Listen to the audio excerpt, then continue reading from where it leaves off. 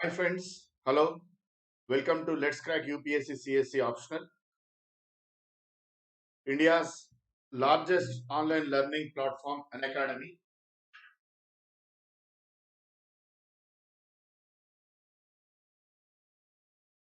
From Unacademy, you will be getting daily live classes, live tests, quizzes, structured courses, unlimited access to course material and videos on civil services prelims and mains.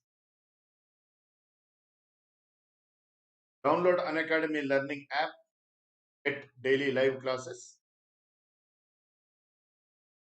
This is Kiran Anishetti, faculty for Public Administration, Political Science, Polity, Issues in Governance and Ethics. Friends, I have done my MBA, I have done my MA in Public Administration and Political Science, about to complete my LLB, got qualified UGC NET in both the subjects, Public Administration as well as Political Science. 4 times I took civils mains with Public Administration optional, each time scoring around 60% in my Public Administration optional.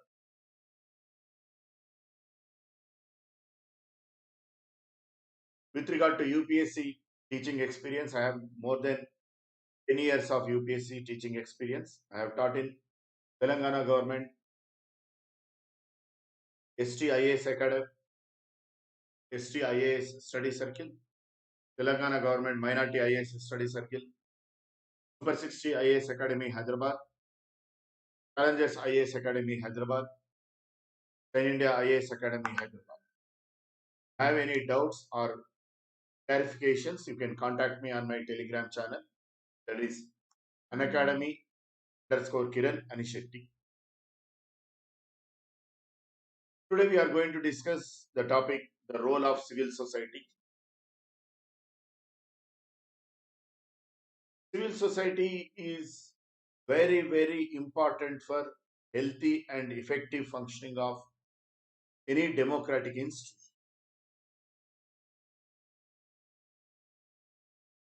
The vibrant civil society is a sine qua non for the success of any democratic system. Hence, today we are going to discuss this very important topic, the role of civil society. It is very important from both public administration optional as well as general studies and general essay on the other hand.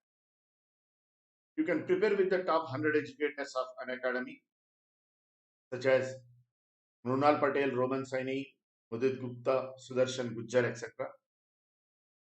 An academy will be covering UPSC syllabus comprehensively, such as polity, governance, international relations, history, optional courses, environment and ecology, art and culture, NCRT summary, science and technology, geography, etc. UPSC is offering Plus subscription.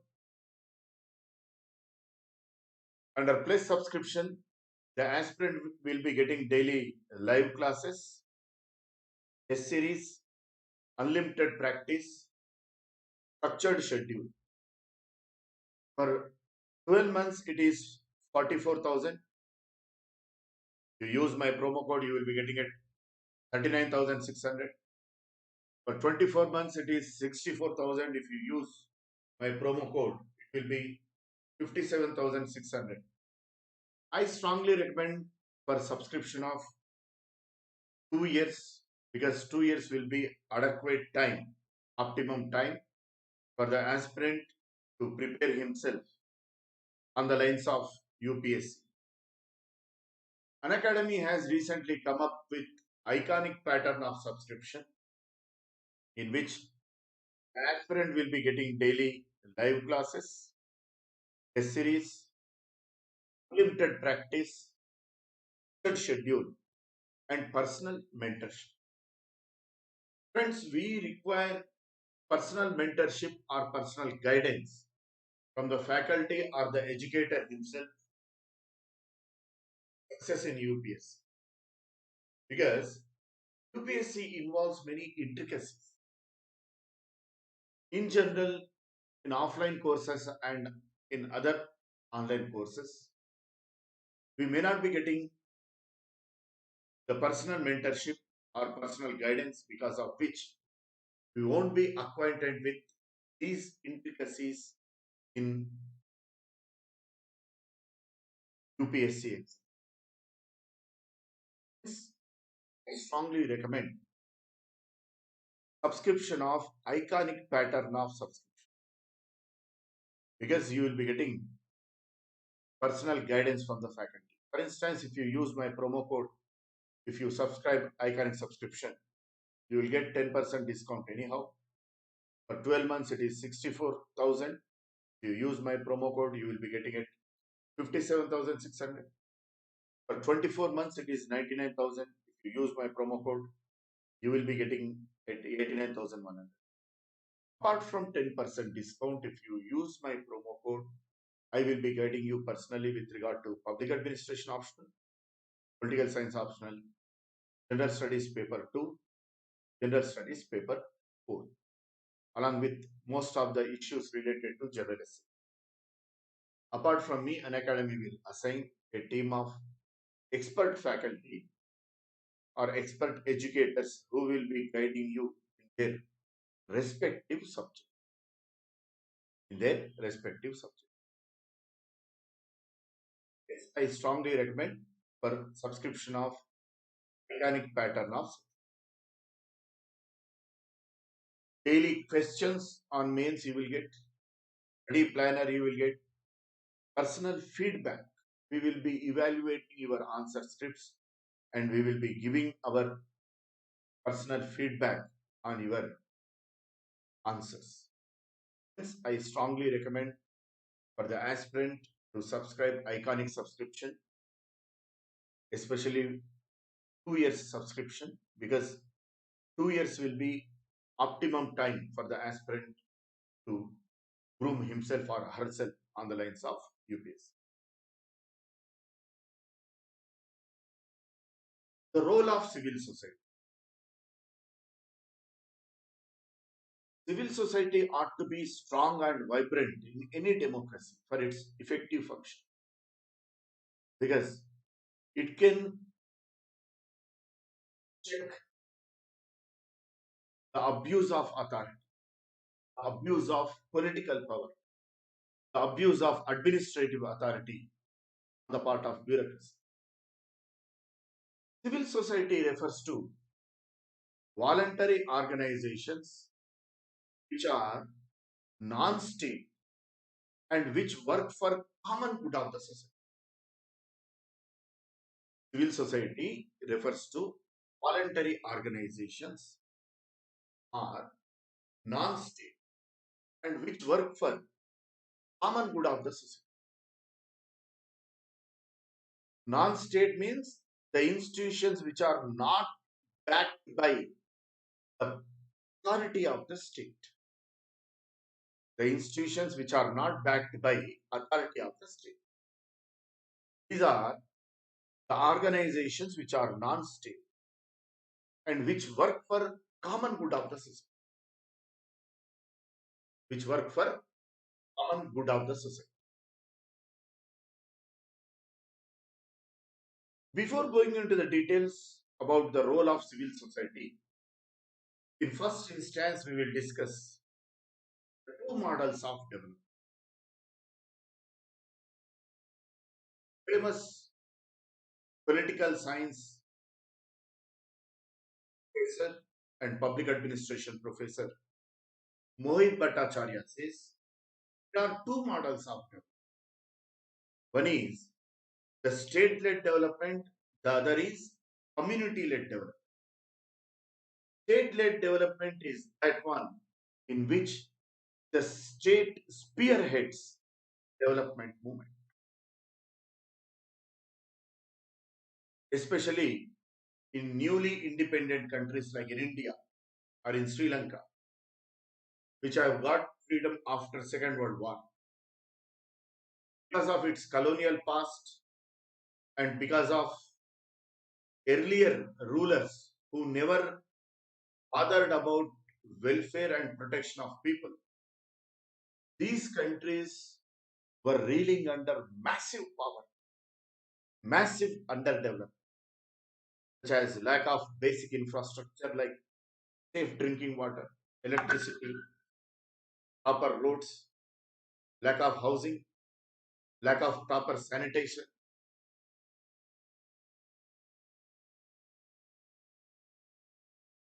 Because of these factors, state had to extend helping hand to the downtrodden and the vulnerable section.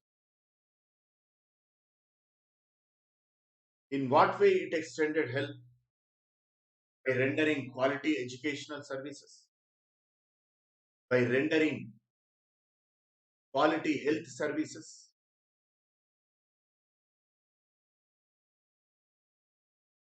because of which in, even in third world countries like India, the government maintains and runs public transport, such as road transport corporations, railways, etc.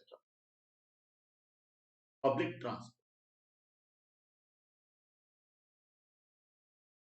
At subsidized rates, these public transport are operated.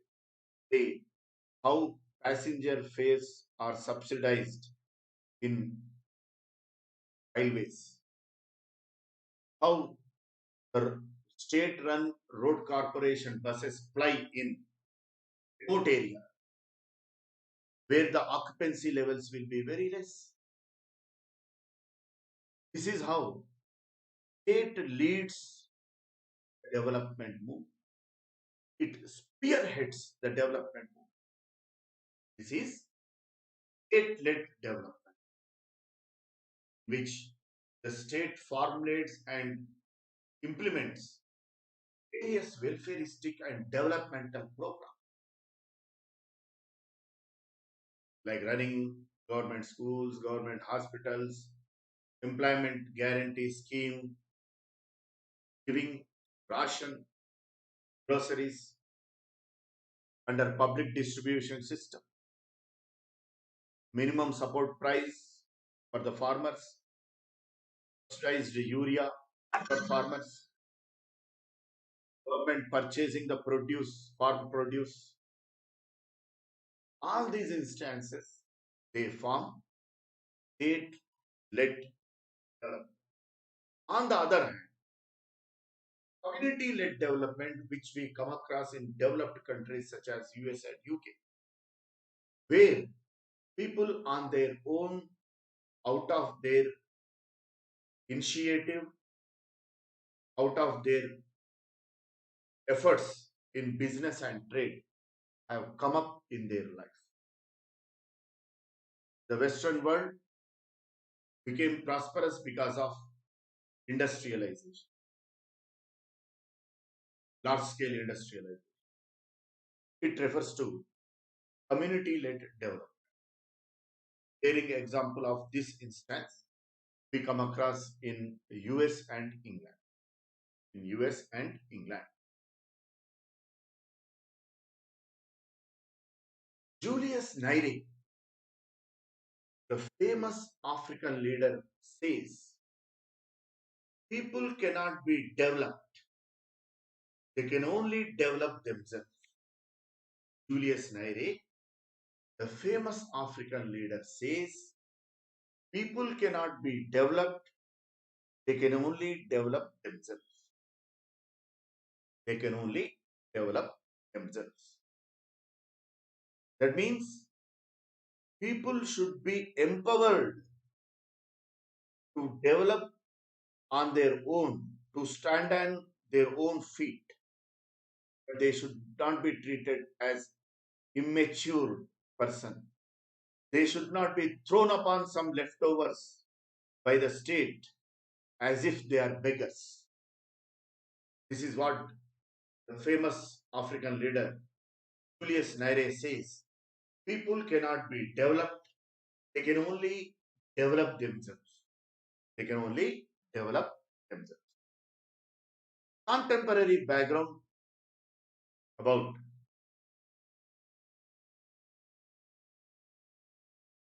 the civil society. Because of various factors, state hegemony over development movement has been questioned. Because of various factors, state control, state's hegemony over development movement has been questioned.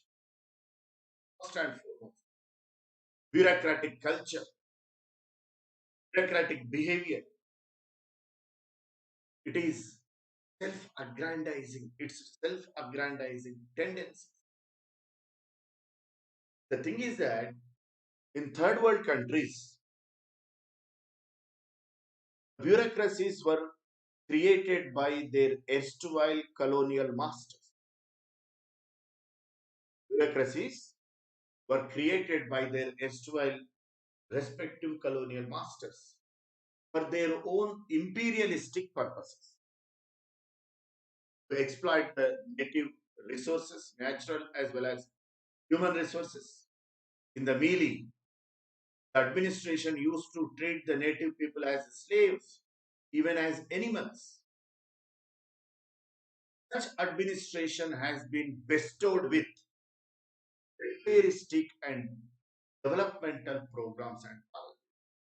After the independence of these countries from their respective colonial masters.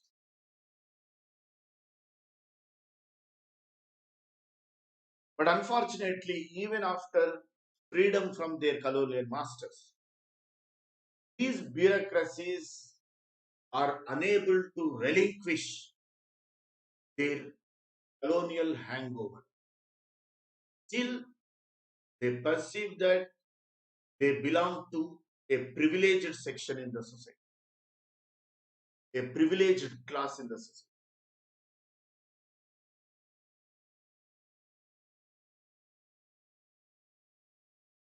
They treat the common man as a slave, as an animal.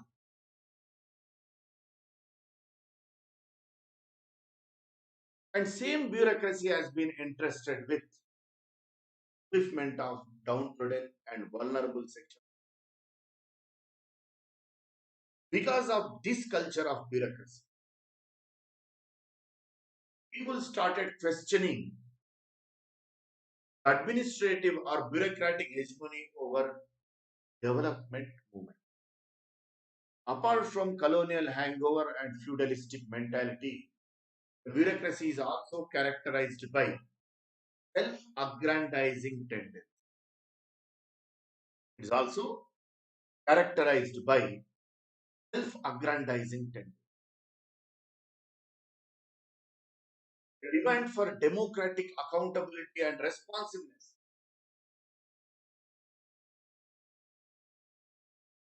The demand for democratic accountability and responsiveness. With the increased levels of education and awareness amongst the voters, they demand accountability from politico-administrative system. They demand responsiveness on the part of administrative apparatus.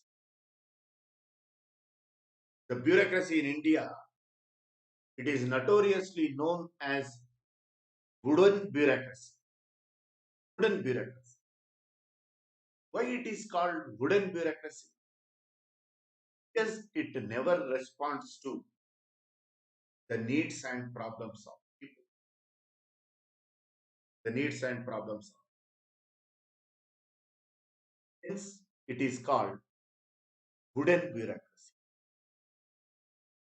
wooden bureaucracy.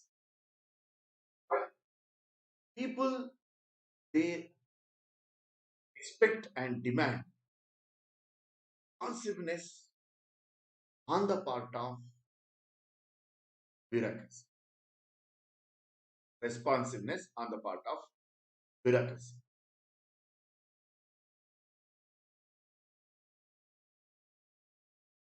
Hence, demand for democratic accountability and responsiveness. Third, impact of liberalization, globalization, and privatization. Because of the impact of LPG, people started questioning the hegemony of politico-administrative system on development movement. Apart from general public in third world countries, international lending agencies also questioning the hegemony of politico-administrative system on development process. These international lending agencies are mainly funded by Western developed countries. Western developed countries are characterized by liberal political ideology. One of the manifestations of liberal political ideology is public choice theory,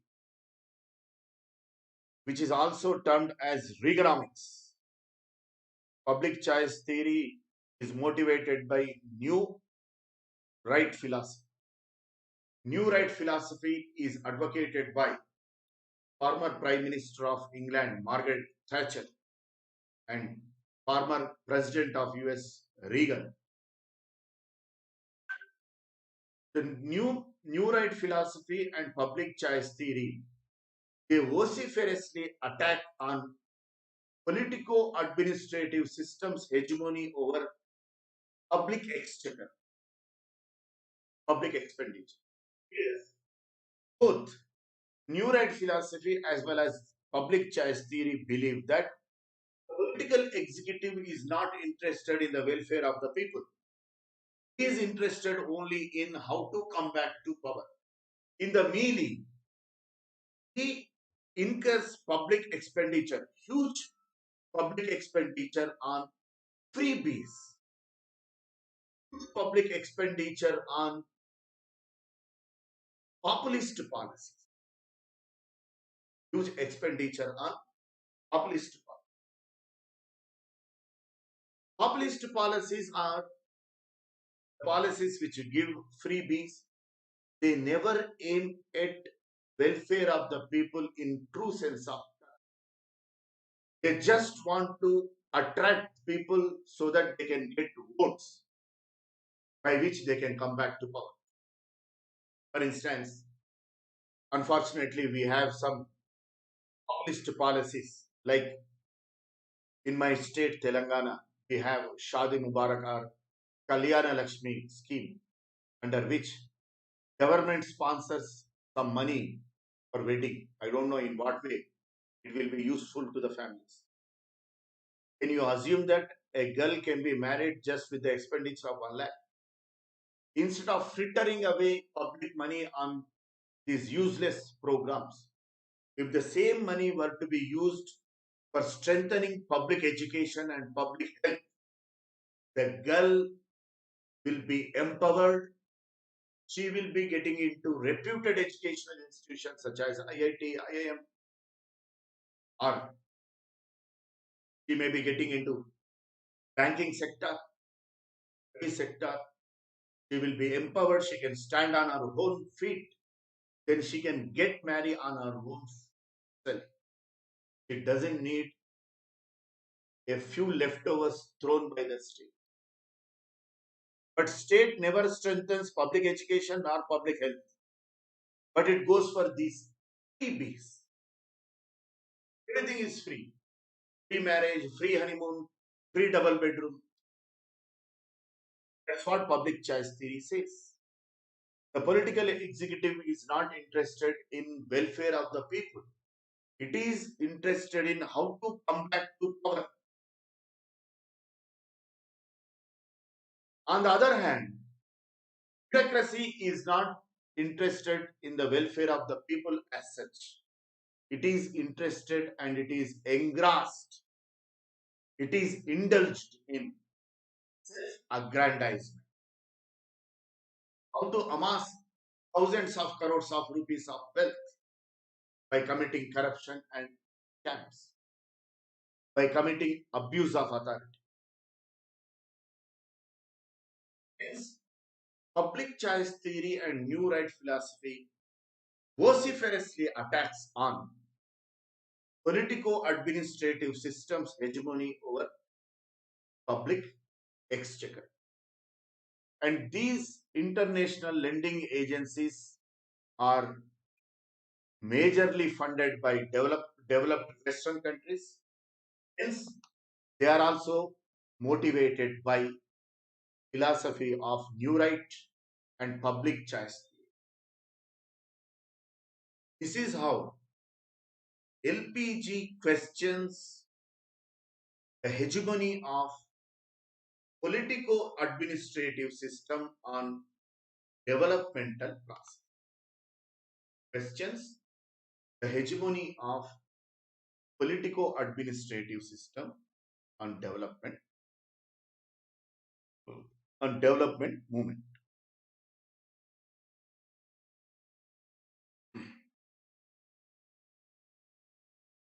Civil society's commendable job during natural calamities and its commendable job in exposing the special interest of excluded sections of the society.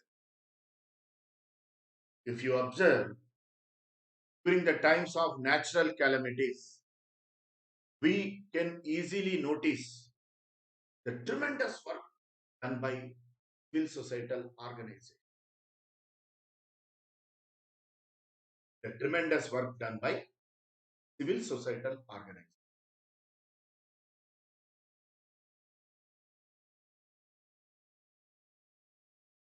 Like Ramakrishna Math and Mission during Bhuj earthquake, Latur earthquake. Many citizen groups participating in flood relief, tsunami relief activities. Apart from that, the role played by civil societal organizations in exposing the interest of excluded sections of the society, like child right activists. Generally, child rights are neglected because they do not have voting rights. They don't have voting. The way they are exploited by their parents, the way they are exploited by the educational institutions, the huge weight of their backs.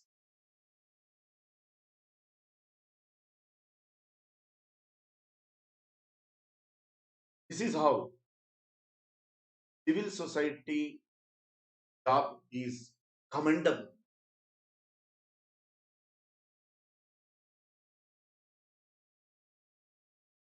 Here we need to understand one thing.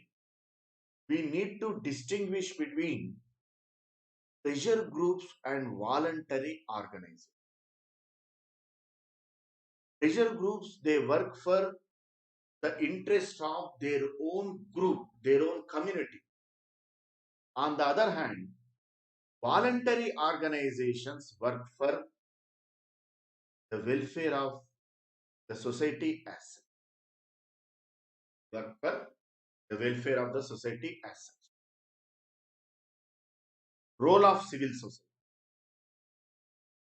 In a nutshell, we will discuss the role of civil society. Mobilization of socially excluded classes as women, labor, Dalits, etc.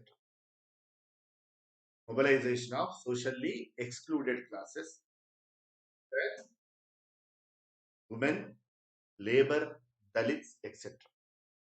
Like by running self-help groups, how civil society is advocating the cause of women, especially the women who belong to downtrodden sections of the society,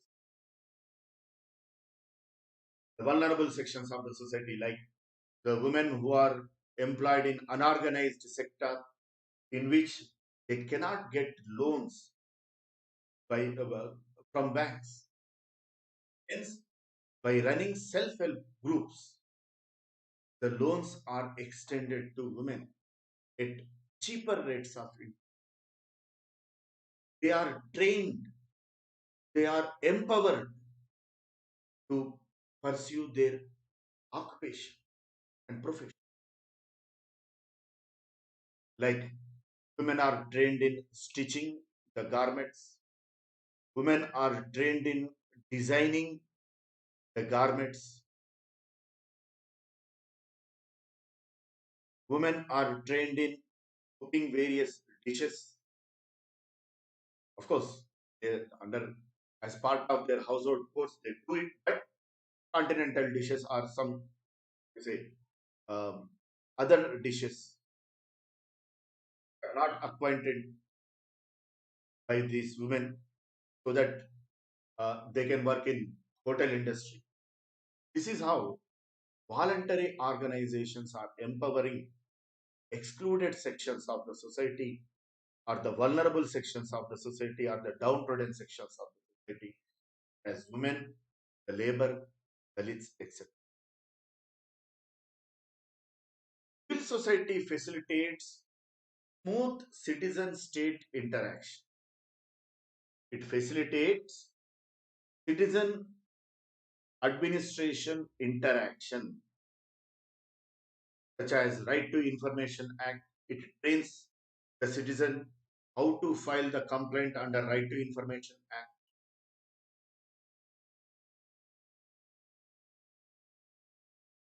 how to conduct social audit in Grama Sabha in panchayats,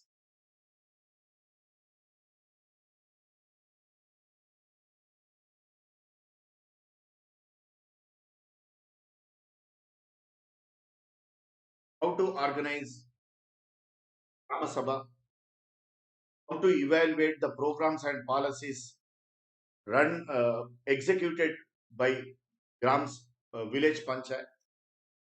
This is how, by training the citizen, civil society facilitates smooth citizen administration interaction.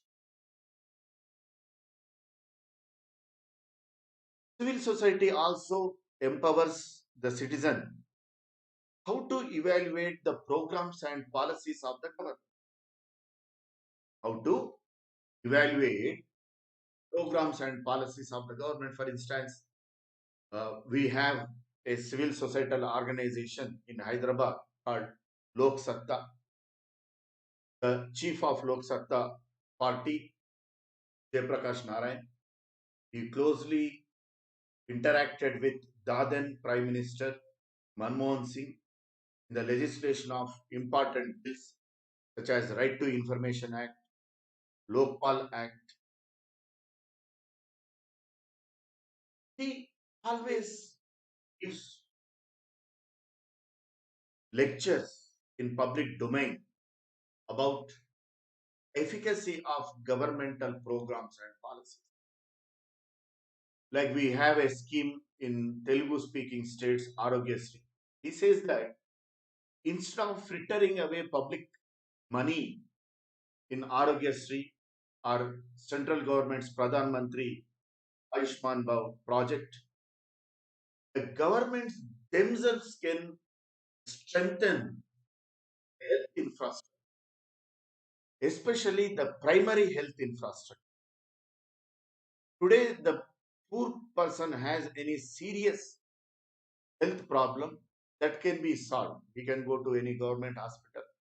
The tertiary health sector is comparatively good enough to meet the health needs and problems of poor people.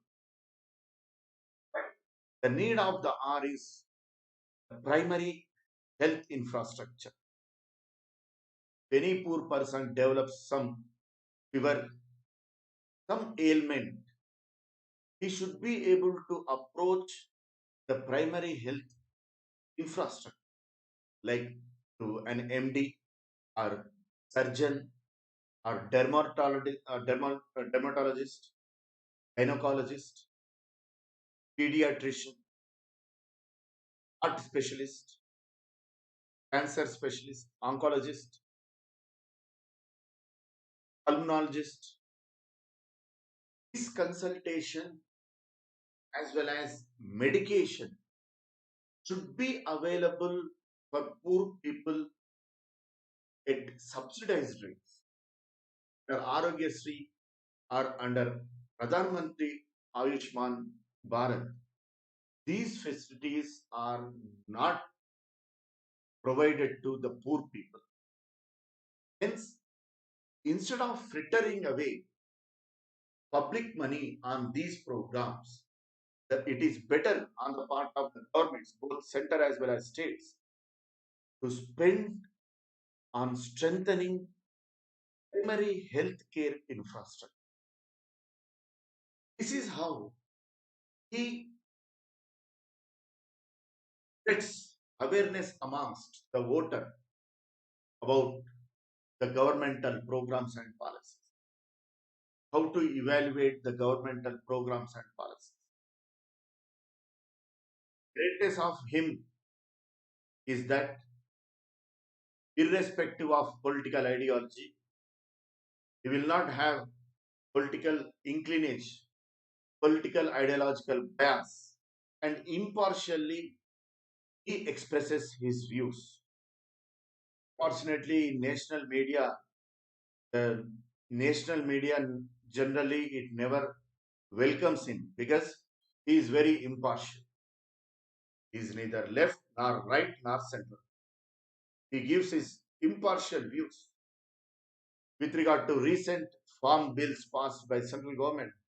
He really appreciated these bills because these bills will emancipate the farmer from the clutches and shackles of the middlemen.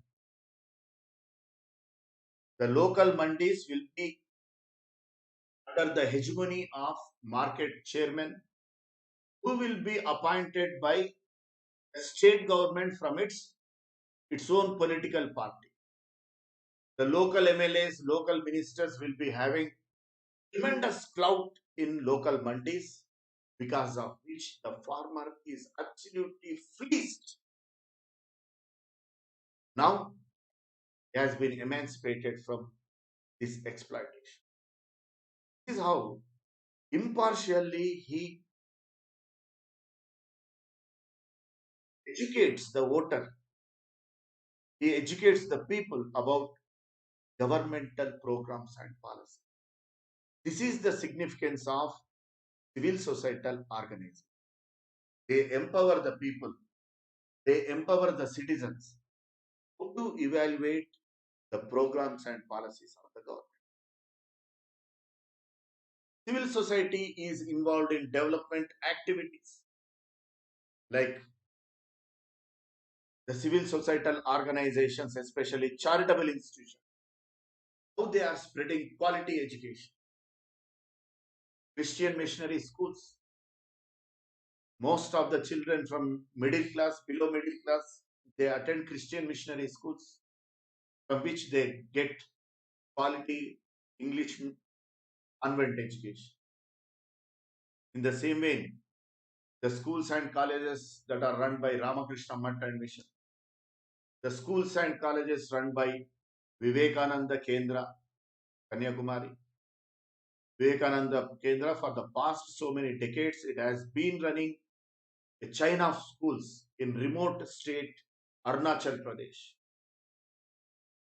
In recent times, Isha Foundation, led by Vicky Vasudev, it is also doing commendable job in spreading quality education.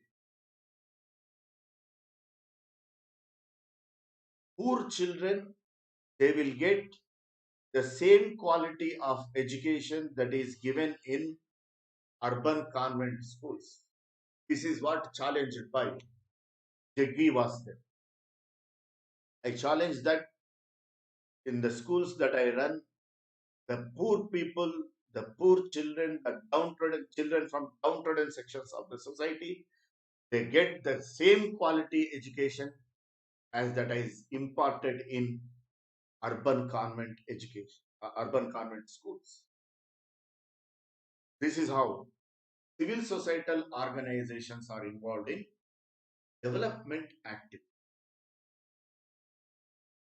Civil society contributes to socio-political development by promoting democratic accountability and responsibility. Civil societal organizations, they contribute to socio-political development by promoting democratic accountability and responsibility. They spread awareness about the citizenship values, such as what is democracy, what are the central values and ethos of democracy, what is presidential form of government, what is parliamentary form of government, what are the differences.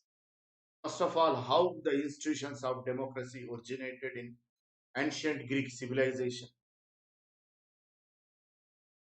the significance of voting, what will happen if we vote by taking cash or other monetary benefits, how it will negatively impact the destiny of our own children.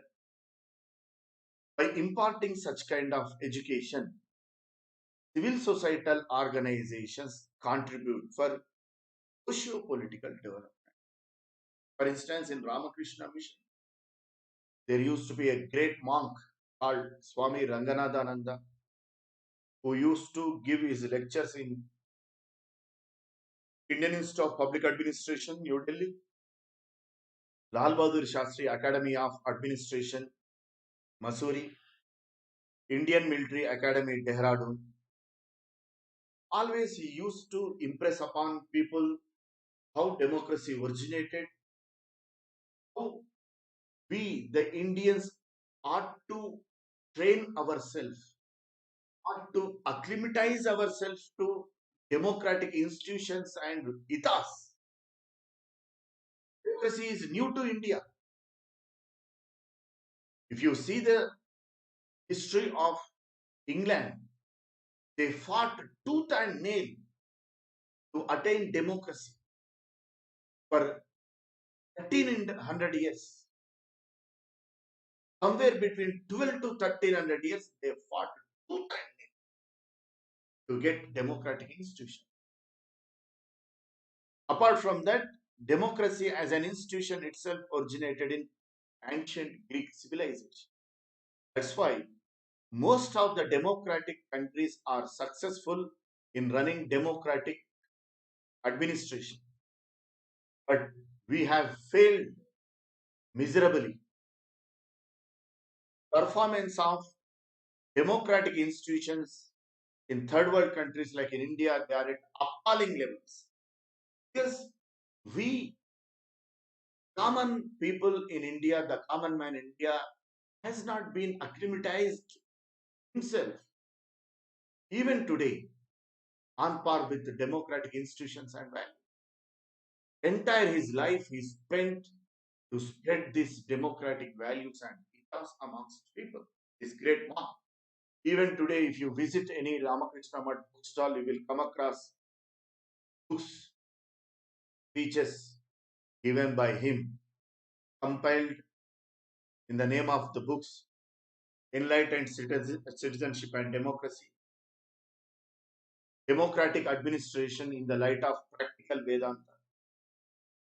In these books, he extensively deals with how democracy originated, how it degenerated after the death of Pericles, how it resulted in assassination of one of the wisest men ever born on the earth, Socrates, how representative democratic institutions evolved in England, what are the central values and ethos of democracy,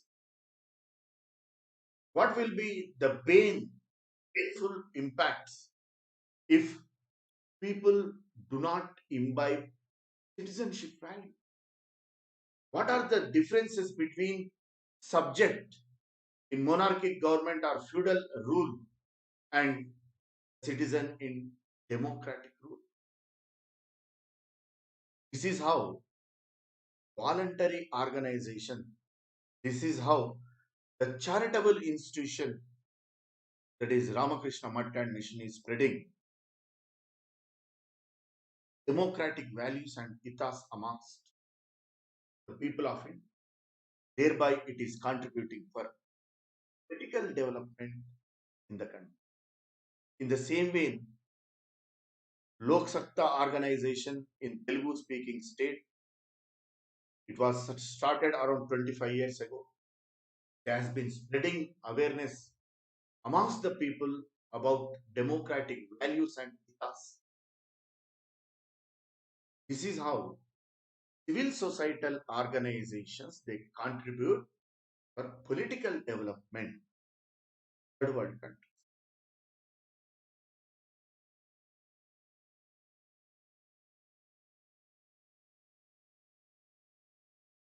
Civil society contributes for good governance in following ways. Civil society contributes for good governance in following ways. First, public policy and decision making. By contributing for democratic decentralization, by training the marginalized sections of rural population with regard to participation in Grama Sabha, social audit in Grama Sabha, evaluating the programs of Panchayat, etc., it contributes for effective public policy making and decision making. Civil societal organizations, they train the rural population how to participate in Grama Sabha. First of all, what is the significance of Grama Sabha? Significance of Panchayat institutions depends on effective functioning of Grama Sabha, because Grama Sabha facilitates continuous and direct participation of the voter in governmental process, in governance. Because Grama Sabha comprises all the registered voters of the village, all the registered voters of the village.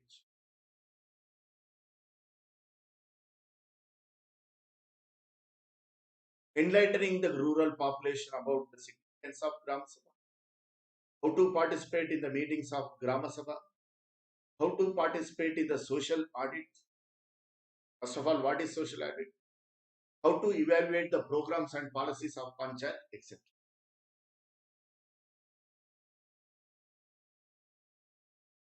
Second, transparency and information. Transparency and information. Dissemination of information about issues on legislation, legal and provisions, public expenditure allocations, the implementation of programs and policies.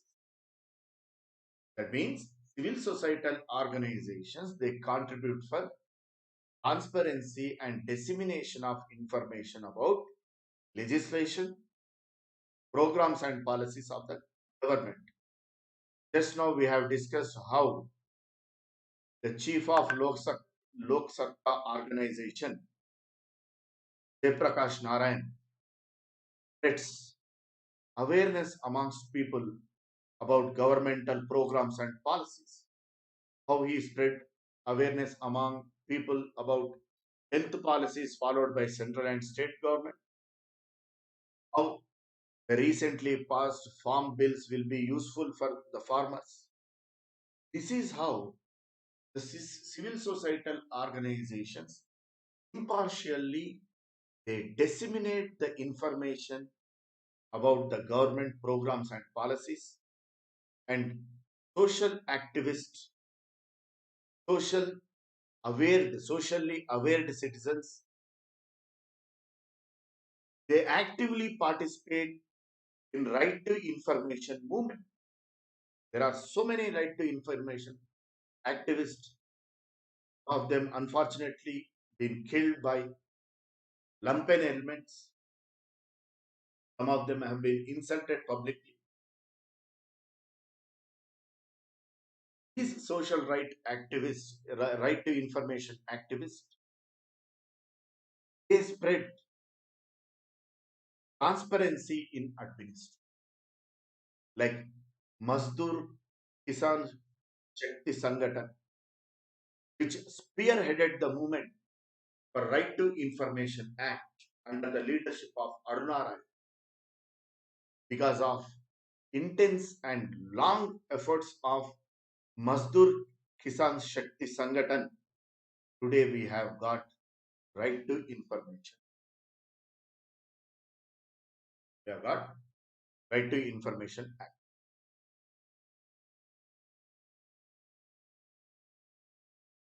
Third, social change through social activism, putting pressure on government to change its policies, such as changing forest policy, taking action on erring officials, constituting lokpal, women protection, etc. We have observed, we have experienced how Anna Hazare movement resulted in passing Lokpal bill. Lokpal bill it had been languishing for the past 4.5 decades. But because of the intense movement led by Anna Hazare, it saw the light of the day, and the bill had been passed by Dadan UPA to government. A few months ago, most unfortunate incident happened in Tamil Nadu in which father and son were killed in police custody. They were subjected to third degree treatment. It was so unfortunate that their private parts were mutilated.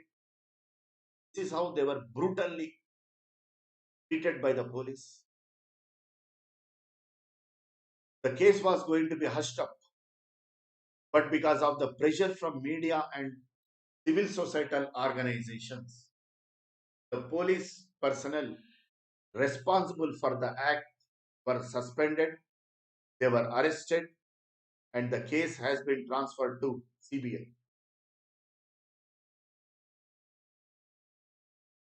This is how civil societal organizations, by putting pressure on the government, they bring about change in government policies and programs. They work for women protection. We have seen how public anger busted in the immediate aftermath of the most unfortunate Delhi rape case in 2012. People without any leadership came on their own on the roads, and they protested tooth and nail against brutality meted out against that innocent girl, because of which the government was voted to pass Nirbhaya Act. This is how the civil societal organizations, they bring about social change to social.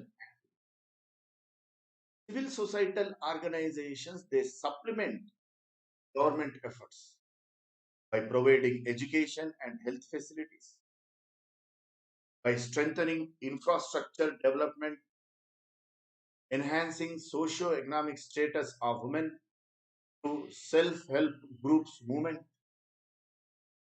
imparting skills amongst the youth, as imparting soft skills, like Ramakrishna Mutt in Hyderabad. It runs Institute of Language. For the past 4 decades, it has been running the institution.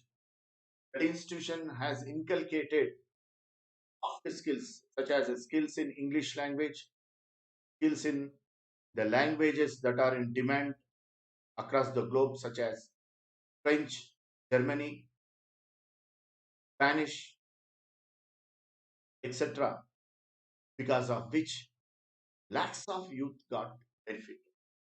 This is how civil societal organizations are involved in imparting skills amongst the youth, working for social justice, advocating human rights, espousing the interest of vulnerable sections of the society. The way Shanta Sinha fought in her entire life to espouse child rights, the problems faced by children, public interest litigation movement. We have seen in recent times PIL has become a movement. PIL is filed because of which environmental studies have been incorporated in school education in 8th standard, 9th standard, 10th standard. Because of PIL, the Supreme Court prescribed guidelines for transfer of police personnel, right to information movement. We have seen how right to information activists fighting tooth and nail to bring about transparency and accountability in administration, exposing the repressive actions of the state, how media unearthed brutality on the part of the police in Pudukottai district in Tamil Nadu. Just now we have discussed how father and son were subjected to police brutality because of which they died. This is how civil societal organizations they are working for social civil society in the context of globalization because of the pressure from supranational institutions that are not accountable to citizens, not accessible to citizen engagement. Increasingly important decisions affecting people's lives as well as well-being are made in non-transparent ways, such as decisions about trade rules, macroeconomic risk, restructuring policies, privatization of vital public services, etc., are made behind closed doors, which is undemocratic. The civil society has to play activist role in this regard. Activist role in this. The challenges of civil society. Civil society is characterized by power imbalances. One NGO will be very influential, very rich, maybe having thousands of crores of rupees, like Transparency International. On the other hand, local NGOs, tiny NGOs operating at local levels. Here the question is whose voice will be heard at what platform? One hand, you have huge supranational NGOs such as Transparency International with huge resources. On the other hand, tiny NGOs, small NGOs operating at local level. This is how civil society is characterized by power imbalance. Power imbalance. In this context, whose question will be heard at which platform? Civil society is characterized by corruption. In recent times, we have found corruption is rampant in civil societal organizations. Civil society receives the funds from foreign sources. There is no proper transparency and accountability from which source they are getting how much funds and for what purpose they are using.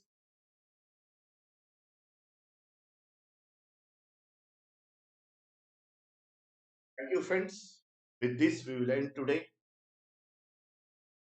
Please subscribe to Unacademy YouTube channel, share and like the videos, use my promo code and get 10% discount. If you have any doubts and clarifications, you can contact me on my Telegram channel, Unacademy_Kiran Anishetti. Thank you, friends. Thanks a lot. See you in the next session.